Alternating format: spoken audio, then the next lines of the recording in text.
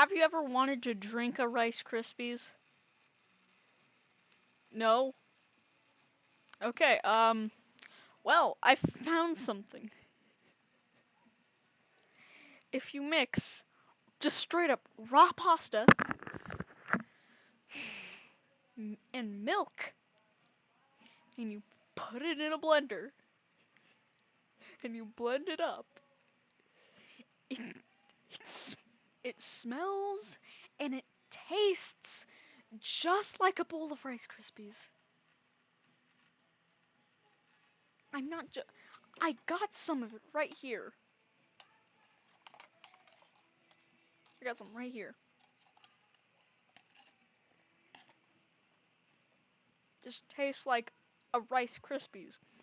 It tastes like a bowl of Rice Krispies. It's like drinking cereal. It is such a surreal experience. At the same time, I do and do not recommend this because your mind will absolutely freak out because, like, why am I drinking